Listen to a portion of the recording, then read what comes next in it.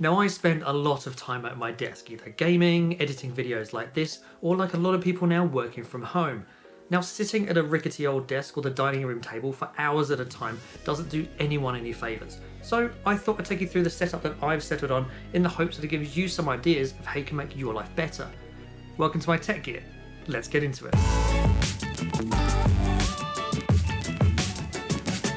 Now, I've gone through a number of changes in my desk setup over the last year as I try and find that ideal setup that not only works for me when I'm working but also when I'm not. And I think I've settled on a good setup here. I've essentially got two workstations in one on the same desk. Because it is worth pointing out that I don't exactly have a big room. I'm sitting in a room that is probably about 3 or 4 meters square, or about 9 to 12 feet square.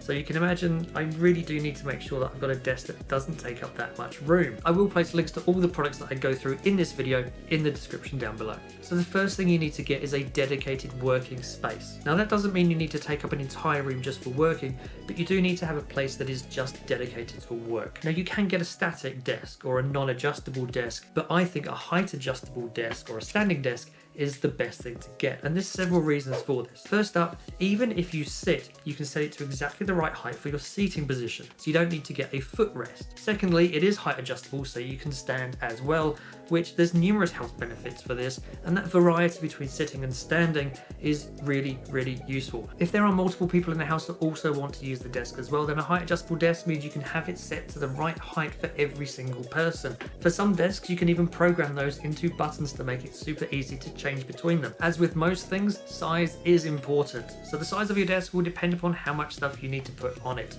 So as I said, this is essentially two workstations because I've got my workstation for work and my workstation for play. Does that make it a PlayStation? That was really corny. But anyway, this desk here is a 150 centimeter desk, or I think that's about 60 inches.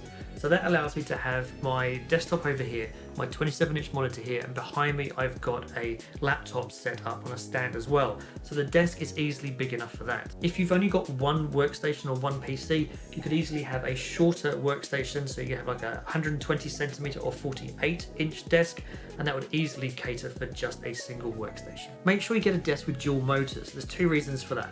One, because there's a motor on each leg, it will actually raise and drop quicker.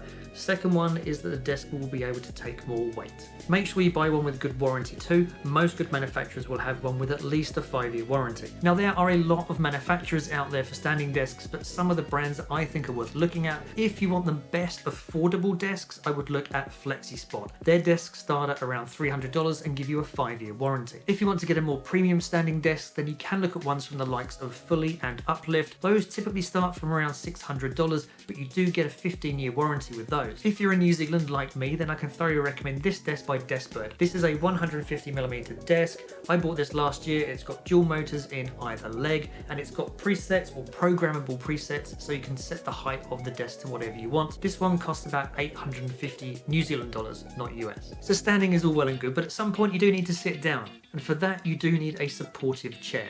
Notice I didn't say comfortable, because you need to make sure that the chair is going to support you for hours at a time when you're sitting. So you want to make sure it's as adjustable as it can possibly be. So it needs to be able to recline and pivot and tilt and have height adjustments, preferably arms that can also adjust in and out and diagonally up and down. This is such a chair. I bought this from Secretlab about 6 months ago, and this is the Omega chair. Since then, Secretlab have actually gone and brought out an upgrade for this. They brought out the Titan Evo 2022, which is essentially a merger between the Omega and the Titan chair that they used to have previously. So it's kind of like this chair, but you can order it in 3 different sizes. It's got built-in lumbar support. It is definitely an upgrade from this chair. That's not to say this chair isn't comfortable, because it is.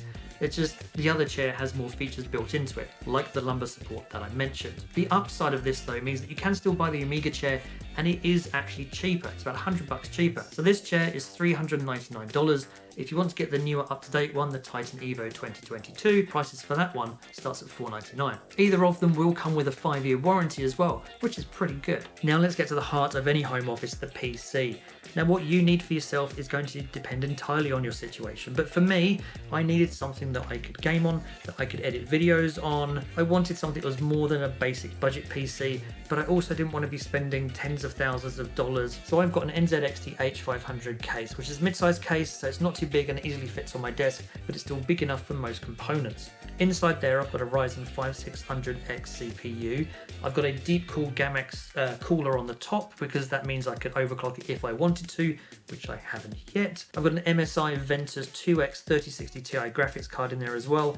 Mid-range graphics card, which is easily enough for some mid-range gaming and also some video editing as well. I've paired that up with 32 gig of Corsair Vengeance low profile memory, so that means that the memory doesn't get in the way of the upright fan, because some memory that you buy has this massive heatsink on it and can get in the way. This all works together really well, and there's only a 550 watt power supply in there, which is enough to run the whole thing. So flipping over to the other side of the desk, I needed something for work that was super lightweight and portable with all day battery life. So I wasn't going to get another desktop, I wasn't going to get a gaming laptop. This here is the Microsoft Surface Pro laptop. This has been great. It's got a 3x2 screen, which means you can look at plenty of real estate for web pages and documents and things like that. That battery easily lasts all day. And the laptop, when it's plugged in, it's just plugged in by a single USB cable. So I'm minimizing the number of wires that I've got here because everything, all the data connections to the laptop and everything else, all goes through that single USB port. And as you can see, the screen size here, plenty of screen size for looking up any web page, such as this one. And keeping this laptop propped up is a laptop stand, which I found on AliExpress and is super useful because I've got the laptop plugged into an external keyboard or mouse, so I don't need to type on it, but I do want the screen to be closer to eye level so I'm not always constantly looking down. Again, good posture really important when you're working for hours on end. The real benefit of this is that it's super easy to take with you. There you go, shove that in your bag, take it with you, and then you can take it out again, put the laptop on top, and it will work for a lot of different size laptops because it is fully adjustable. Now I've got 2 keyboard and 2 mice plugged into both the workstation and the laptop here. Now you could just use one and you could use like a USB switch to go between the two, but I've got 2 different keyboards for 2 different reasons. So for work I use this. This is the Microsoft Sculpt keyboard with the matching mouse. Now the reason that I don't use this for both, or I just don't use one keyboard and mouse for both PC and laptop, is because my use cases are slightly different. When I'm working, I do a lot of typing. So I want something that is going to be super comfortable for hours at a time.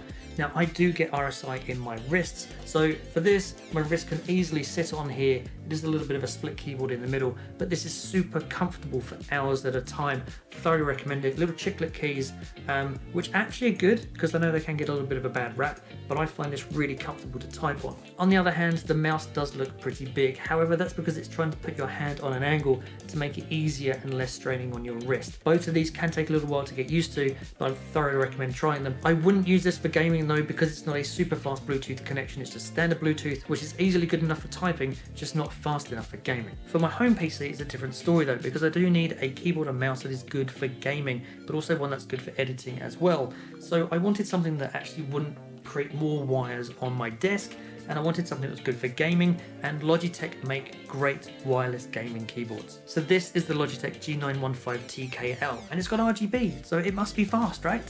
It's not about the RGB, but it does look kind of cool. What's more important for me is the low profile keys. This means that they are super low to the table, so you actually don't need a wrist mat to actually keep your wrist in the right position for typing because the keyboard is so low.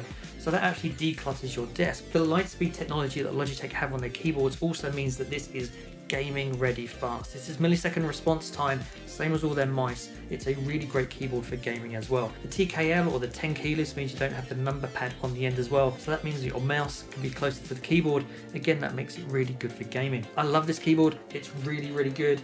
The brushed aluminium on top, it does look kind of cool as well, but for typing on it's great. This comes in clicky, tactile or linear. I've got the tactile switches here, but there's a choice. This will cost you about $180. And to match the keyboard, I've got another Logitech product here. This is the G305. This is a wireless gaming mouse using the same Lightspeed technology as the keyboard, which means it's great for gaming. There's no lag. It's also super comfortable. It's actually a lot smaller than the other wireless gaming mice that you'll see as well, and this will only set you back about $50, $60. Without a good monitor, working for hours at a time at any desk is going to be miserable, so it is important that you get a good monitor. So for me, I've got the LG GL850.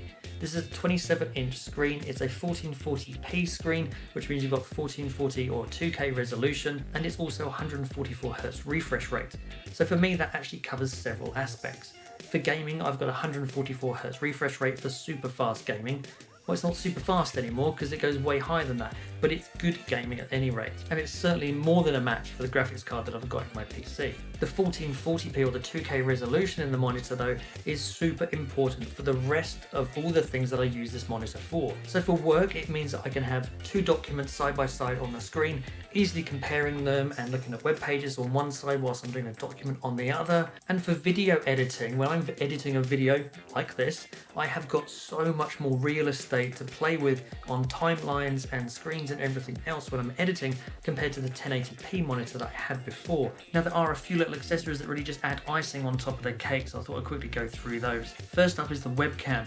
This one up here is the Logitech C922. Now you can use the webcam that comes in your laptop for instance, but honestly those webcams are never particularly good, especially when I've got light coming in from the window, which is what's behind the camera. So the C922 here is a lot better. The C922 is an upgrade from the ever so popular C920. The reason I went for this one was because it does 60 frames per second at 720p. So if you want to actually sync this up with real life streaming and gaming, then you can go do that. But also it's a lot better in low light than the C920 is. It's not going to beat a DSLR or anything else like that, but it is better than the webcam that came before it. It is also significantly cheaper than Logitech's other cameras such as the StreamCam and the Brio. The Brio is about $200. This one will cost you about $100. The Brio is better, don't get me wrong, but it's also twice the price. I think for working from home and things like that, and Zoom calls and Skype and that kind of thing, that is more than enough. Now I used to have a desk light on here as well, however it actually took up real estate on my desk and started to get in the way. So I got rid of that and I replaced it with this. This is the Baseus stepless dimming monitor light bar. I think I've got that right. Anyway, you want to make sure that if you do look into this, that you get the Pro version.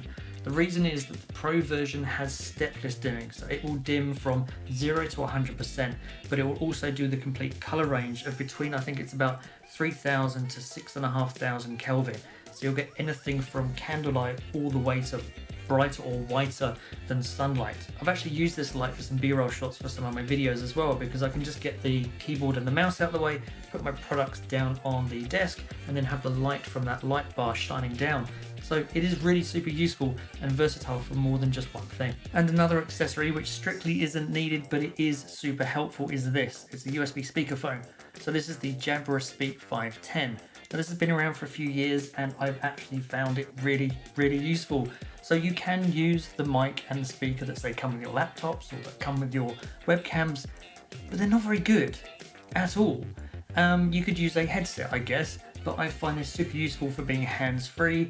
The mic in here is really good, it sort of picks your voice up really well. I can actually walk around the room and people can still hear me, and the speaker in here means everyone comes through really clear as well. So it's not strictly necessary, but it definitely helps. Now plugging all this in together is fairly straightforward. So from the PC to the monitor, for instance, it's just a display port. The reason I do that is because I want the 144Hz refresh rate for gaming from the PC to the monitor. Going from the laptop, the work laptop, to the monitor, not as important, that's just over an HDMI. That is actually going through a USB docking station. The reason for going through a docking station is because I can plug all my peripheries into the docking station and then just have a single USB-C cable going from the docking station to the laptop. So when I want to take my laptop with me, I just unplug the USB cable, take the laptop with me, and when I come back in, it's a single cable to plug it back in again. So the docking station is super useful, super convenient, and it helps keep all the cables out the way as well. From a compatibility perspective, it is best to get the docking station that matches the brand of laptop that you have. Having said that, I've got a Targus docking station that I have the laptop plugged into, which is okay. It can lose the peripheries that are plugged into it every now and again, but if you just unplug it, plug them back in again, it sorts itself out. In general, it's been okay. And that's it, my complete home office, gaming, editing, spending too long at my desk setup. Hopefully that's given you some insights into what I use in my daily life, and hopefully given you some ideas of what you can use in yours as well. I will place purchase links to everything that I've gone through in the description down below for you. If you have enjoyed the video, please don't forget to like and share it. Consider subscribing if you're not. And as always, see you in the next one.